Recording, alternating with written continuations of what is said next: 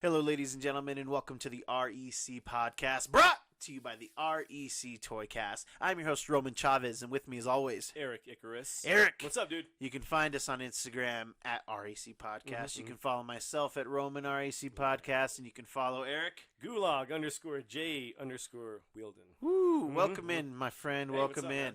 Oh man, not much, dude. I'm a little tired. We're recording a little later than A little normal. bit, yeah. And I'm an old Past man. curfew. Yeah, past curfew. Yeah, in Colorado, this will come out in a day or two, so it'll be fine. Colorado Springs, we have a curfew to 10 p.m. You got to be home. It is approximately 10:32. Yes. And Eric is breaking the law. Yeah. Dude, I'm gonna go to jail. Dude, that's fine. It's what's that? A Sunday for you? I don't know. But yeah, I mean, it's not like we live in a bad part of town or anything, or anywhere near downtown. But yeah, this is it's pretty funny. Yeah. Eric's being really, really wishy-washy about being here afterwards. But you know what? Yeah. It's his fault. Okay, he can't get his house in order and be here on the day that we actually need to record. But whatever, it's fine. Hey, it's all good. I have I'm nothing here now, going on. Yeah, breaking the law. Gonna go to prison. yeah. Okay. Do some hard time. Every time Eric talks about going to jail or prison, make sure you take a shot. Okay. For you kids, for you underagers, you do 10 push-ups, okay? When you're under 21, it's less fun. When you're over 21, it's more fun. Yeah. Responsibly, children. Yes, responsibly. Be responsible out there. Oh, man. So, yeah, besides your law breaking, how are things going? Good, man. Yeah? Just working my buns off. Yeah. Yeah. My hot little buns are worked. Okay. The other day, Eric came over to the house to help me. We were kind of rearranging some garage stuff, rearranging some comic book stuff. There you go. Moving tons of comic book boxes. And dude, I gotta tell you, I was gonna text you about it, but that night, while I was sleeping, I pulled my groin muscle. What? Yeah, it woke me up, it cramped up, and I was like, what the, and I didn't want to wake up my wife, so I went into the bathroom, closed the door. I'm just kind of trying to stretch it out. Dude, it's not happening. And so I go to try butterfly stretch, and then the other one cramps up, and I'm rolling around because the worst. I couldn't stretch it. Oh. I could not stretch it out, and I just couldn't figure it out. And I was trying not to wake up my wife, but I was getting close. I was in a lot of uncomfortable pain. Yeah, I was just trying to wiggle on the ground, trying to figure out exactly where any type of relief was. Yeah. And then I was locked up for days. I had to take a hot bath, just to get it all nice and worked out. Yeah, Jeez, man. Yeah, it was terrible, but it was so funny because I don't really feel like I was using my groin that much when we were moving boxes, so I don't understand my body and how it works. The older you get, the less you understand. Yeah, dude, it's just this crazy joke box that's just not fun. I'm cramping in ways. That's the second time I've ever cramped up in my groin, and it was both groin. It's so weird. It's the weirdest thing. I don't understand it, and I just needed to get it off my chest. Hey man, it's all good. Yeah. I get cramps sometimes too. Yeah. All right. I guess we could talk about that too. Yeah. Not like that. Yeah. No. Yeah. I didn't mean to bring it up in that way. Yeah. Oh man. Hey man, it's all good as long as you're feeling better. Yeah. Well, I'm. As long as your groins are all right. Yeah, man. If you could check them out afterwards, I'd appreciate it. Yeah, man. If you could put hands on me, I think I'd feel a lot better. That's what I'll make sure. I got the magic touch. Ah, God. I'm sorry, kids. I'm sorry. Man, probably some weird big news that I've been itching to talk to you about was the fact that, did you see DC Comics? Okay, so during the quarantine, we had talked about how comic books kind of stopped shipping. Right. But then DC kind of started a couple weeks earlier, maybe even a month earlier. They were shipping through this company, Lunar, and I can't remember the other company, but there's two companies that they're using to ship. But it was kind of understood, they would go back to Diamond once everything going. Diamond's had this monopoly for 25 years, and it's very helpful to comic book stores to be one-stop shop. But there's been a lot of praise put on Lunar and the other company, just very safe books. My personal comic book store, out of I think 3 weeks that he got him, he only had one damaged book. Oh, really? Whereas in any given week, especially when I was working at the comic book store, I mean, we call in 30, 40 damaged books. Oh, man.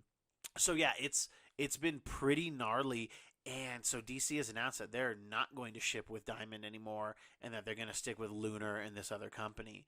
And that's crazy because one, again, it kind of breaks up this weird monopoly that Diamond, because Diamond had basically just like bought up all the other publishers, Totally, yeah. or the other distributors, so that they could put everything on, and it's really convenient. Sure. Yeah, you're gonna add. It's adding competition, and at face, I think it's nice because maybe it'll have Diamond kind of step up their game. Sure. Because there are tons and tons of issues with Diamond. Jeez. But is it what, like the lack of care or just late books? Well, or? so this is a problem that a lot of people have with it, especially in the industry. Are you familiar with Midtown Comics in New York? Uh-huh. Midtown is the Mile High Comics of New York, okay, gotcha. but it's quite big. They have several. I mean, they have like several floors, like in Midtown New York, and they've got some ancillary, smaller shops, very much how Mile High used to be in Denver. Yeah. And you know, they get. It's often rumored that they get kind of preferential treatment when it comes to top books and stuff like that. Like they don't have very many damages, for sure. You know, yeah. So they're kind of the big guy, who kind of posing as the little guy as well. You know, so apparently they're one of those distributors. Like they created Lunar or the other one. Oh man! And so you're going to be dealing with them. So are they going to be getting? Are they getting a lot of 9.8 possibilities and then sending off the rest of the 9.6, Why the would 9.4s? You know, are they going to be set up that way? I don't know. So yeah, it's thrown a rock into the pond that is distributing because the ripples, baby. Yeah, I like it. No, I mean it does breed competition. I like that idea. You know, we've talked about it. You know, it's great with Marvel and DC, but I don't want Marvel then to jump ship as well. And be like, oh, hey, you know, we're gonna go over here. Yeah. You know, and then it's like too many stops for just the one thing. It's one product. You know? It is, and then it just you're just dealing with a lot of places. Right. And it's like, oh, my shipment didn't come in with Lunar. I'm gonna have to go. Will Diamond still have access to the back library? You know, right? Like, are you gonna get restocked through Diamond, or is Diamond just gonna be like, hey, we're gonna cut bait with everything DC. We're not gonna carry statues. We're not gonna do any of this stuff. It's not gonna be in our catalog. So now comic book stores have to get another catalog. Right. And I don't know. It seems like it's mostly going to hurt, maybe not hurt, but definitely irritate the local comic book big scene. time. It's kind of sad to see in a way because, like you said, the little guys are the only ones that suffer. Yeah, you know. And it was already touch and go there for the industry. I'm waiting to kind of see what happened to any of these comic book stores that were on the fringe, because I had heard that a lot were in trouble, but I haven't seen I don't know that they're gonna release final numbers, but just via social media you were seeing people post, hey, my local comic book store closed down, for good. Right. Like well, they did. The one by your work closed down. Yeah, that's true. So it's kind of a bummer because that place, I like that place. I liked it. I liked the location, but where it was very expensive. You're not making enough money to in that particular area. Yeah, well, but it just was sad because I thought they had some cool stuff. Oh yeah, they totally did. And then they had their downtown location, which if you wanted rarer stuff, you would go there. Bigger box stuff. Hey, you go downtown. But yeah, these things. Was it because of COVID? You think? No, they had actually closed. Problems. They actually closed beforehand. Oh, they did. Okay, they closed in February. Oh, so, on the cusp. Yeah, they definitely would. They wouldn't have survived if they would have tried. So no way. Yeah, it was kind of bananas. But yeah, so we'll see what the ripples come from DC parting ways. It seems like the general consensus is no bueno. Sure. The local comic book stores that I follow online, the ones here, they like the packing that they've been getting. But again, it's creating you have to hit. Even with Diamond, you have to hit a threshold, to get free freight. Yeah. So are you going to be getting enough? Are local comic book stores going to take more chances on smaller things, or are they not? Right. Are they going to try to keep under? Oh, I get free shipping on orders under X. So I'm not going to bring in this one weird Vertigo title that might go off the rack, that might not. So I'm not going to do it. I think it's very possible you see stuff like that. That's a really good point, man. But yeah, we'll see. I'd like to hear in the comments below on YouTube where what you guys think about that. Yeah. We're not going to talk about Zack Snyder. Okay, I'm not going to do it. decided I'm not going to do it today. Why was there more news? No, but we did have some David Ayer stuff. Yeah. And David Ayer, he actually he's been kind of fueling the fire on, sure. on trying to get trying to get his Ayer cut, and he actually posted this image. I'm not sure if he created this image here, and for the listeners, and he's was basically saying that Jared Leto was the most comic book accurate Joker, and he posted these 4 pictures. We have a rendition of Frank Miller's Dark Knight Returns, and then a kind of Jared Leto in the same suit. Yeah, in a similar suit. This Grant Morrison from Batman R.I.P. That was when I saw Jared Leto. I was like, oh, that's like the Batman R.I.P. With the tattoos, because Grant Morrison's story, he didn't have them. And then kind of an Alex Ross interpretation, which we all kind of caught that. Yeah. And then this very cool Greg Capullo one, which I think I caught but didn't really put it together from Endgame. Right. So I mean, we do have 4 very Joker comic book accurate representations. But again, it's like cilantro, baby. Those tattoos really dilute. It's too much. Yeah. Honestly, right? You're looking at it. If you take those tattoos out, all of these Jokers look way better. Oh, big time. They look way better. For sure. And man, you just put too much in your salsa. You put too much in your salsa. I mean, this scene wasn't even in the movie. No, the Greg. How do you say his last name? Yeah, Greg Capullo. Yeah. Capullo's Batman stuff is fantastic. Well, he's pulling the pin out of the grenade. That wasn't even in the movie. That's the Ayer cut. Oh. So it sounds like there's going to be a lot more. Like I'm way more interested in an Ayer cut more than the Suicide Man. Of Suicide Squad more than I am for Justice League. Well, for sure. Because we definitely we did see some scenes that were in the trailer that weren't in the movie for Justice League, but there seemed like a ton more scenes for Suicide Squad. Sure. And as a huge Joker fan, I noticed, so much of this was not in here. Like, where did all those scenes go? And especially, like you said, this one where he's got the grenade and the charred face. Yeah, silly. So, I'm far more excited, but I could also never see a David Ayer cut. And you'd be okay. Yeah, I'm totally fine if they just leave it. I never thought that Suicide Squad was the way to go. Sure. But I was interested in it given what they showed us. Right. And then they just, you can't show us this completed meal and then switch all the ingredients last minute. Yeah, totally. And again, more cilantro, just too much cilantro. Yeah, it's very. I mean, I'm with you. Yeah, I'd rather see Ayer Suicide Squad than a Justice League Snide Man cut. Were you? I don't know if we've ever talked about that in comparison to those 2 films, and especially having them both be kind of equally crappy. Yes, and one doing really, really well, and the other one not doing well. Right. Which one did you like better? Did you like Suicide Squad or did you like Justice League better? That's a good point. Oh my God, that's a good question. I think I gave Justice League another view beforehand, but which is because you know what, that I did want to see Justice League a second time more because it's like my love for Jared Leto's small parts as Joker. That movie's garbage. Like it's bad. Pretty bad. And dude. that weird bar scene where they're really trying to inject all of that emotion. But you can tell it's reshots. Oh my gosh. Because I guess the story goes that they were in production with Suicide Squad. It was pretty much done. And then Deadpool came out. Yeah. And then Guardians of the Galaxy came out. And they're like, okay, we need more of this. We need more meta stuff a la Deadpool. We need more of the dysfunctional family love kind of thing going on a la Guardians. And they shoehorned the hell out of it, man. Oh yeah. And that bar scene was like could have been cool. Could have been interesting. Actually, if it was actually written into the script with a little bit more they just need some finesse. Yeah, some finesse. Like it seemed like it almost felt like they brought somebody in just to write that scene. You know they did. And it had nothing to do with the rest of the film. Oh, big time. I mean, the only part I kind of liked in the bar scene is when Boomerang leaves. Yeah. I genuinely laughed at that part. Yeah. Like, you can. It's like I can go. And yeah. Okay. But then they ruin it. But he acts like a boomerang and comes right back. Yeah. Like, come on, dude. Oh, you guys are so clever. Yeah.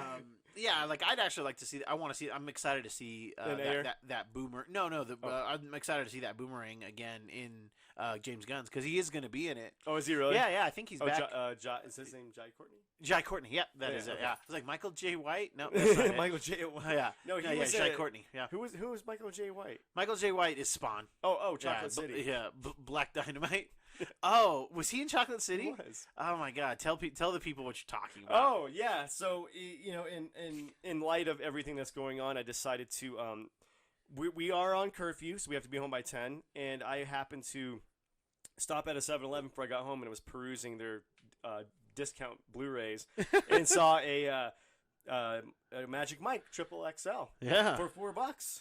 Triple XL or double XL? Double XL. Okay. Yeah, I don't think they got to the trip yet. Yeah, you're right. It's a double XL. Yeah. We're still waiting. We're still waiting for that extra X. And so I was like, why not? So I thought I would watch it for the entertainment of our, whoever follows my Instagram feed. Yeah. And watched it. It was not good, but it was hot. Bomb dudes. Yeah, bomb dudes. Yeah. Just bomb dudes doing bomb dude stuff. Yeah. And then in the light of racial harmony, I found the other side of it. Yeah. It is real quick, for those who don't know, Magic Mike's a male stripper movie. For those who don't know. Yeah. And I found the other side of it, and it's called Chocolate City. And it's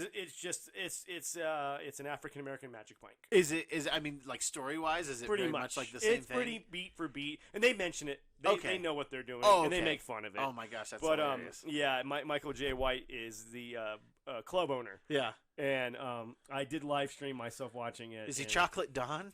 No, he's not. Okay. That would be awesome. No, he's got like a normal name, dude. Yeah, and the main character, his name was like Sexy Chocolate.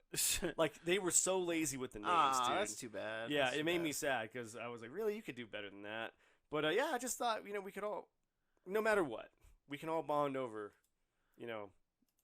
mantastic. Oh God, stripper movies. So I'm getting ready for bed because I'm an old man now, and Eric went live last week when he went to the protests in Colorado Springs, so I'm making sure he's not doing dumb stuff. Not that protesting is the protesting is good. I've been known to do things. Yeah. Eric shouldn't be allowed to do things after dark. But that was the 90s, man. Yeah. And so he's going live, and what's he streaming live? Which, I mean, Eric breaking the law again. He's streaming copywritten content for Chocolate City. And did you watch the whole thing? Oh, I did. Did you? I live streamed the whole thing. Did you? I did. Yep.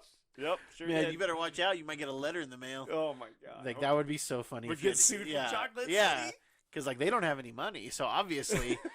Like Tyson Beckford's in the movie. He's amazing. Is he? Yeah, he's actually the best part of the movie, well, dude. I mean, Tyson. He's kind of the bad guy. Is he now? Yeah, he's like the stripper that has been there the long. He's the old hand at it. You know what I mean? And he's kind of like, hey, there's no room for both of us here. I think the worst joke I did have though, but it made everyone laugh, was the main character does get jumped. Okay. And I went chocolate pain. Oh God! But honestly, it just ends though. It just kind of tumbles out. Yeah. Like he has got a girlfriend, and she, he's trying to keep like, oh, I'm not a stripper. Oh like, yeah. And then she finds out, and then it just kind of ends. Like legit. Like she finds out. Oh, spoiler alert! Jesus. Oh yeah. Oh, sorry about that. Yeah, I'm really sorry, folks. Yeah. But just kind of ends with them reconciling, but not really. You'll have to go back to just reading your Chocolate City fan fiction now that Eric ruined the movie. I know, right? Yeah, there it is. Yeah. There they are. Yeah. Oh, they got some good moves. I did give it so I gave Magic Mike I gave it a 6.5 for story, and I gave it an 8 for pull moves, the dance. Oh, okay. Chocolate City, I gave it a 6 for story, just because the ending was it just was terrible. But I gave it a 9 for the pull moves. They had it going on. Yeah, they had it all. They had it all. I think it's weird that we've dedicated so much time to this, but I want you to know, Eric, if you're not, we got Chocolate City Vegas. Yes, and Chocolate City 3 live tours and post production. Yep. So I might have to blow through the trilogy. You're also gonna get Chocolate City will have a trilogy before Justice League. I want you guys to kind of marinate with that. Yep. And and realize that is that's just something that's happening. That good old Chocolate City trilogy. Yeah. And I definitely would like to hear your review on that. Oh yeah, I'm gonna do it.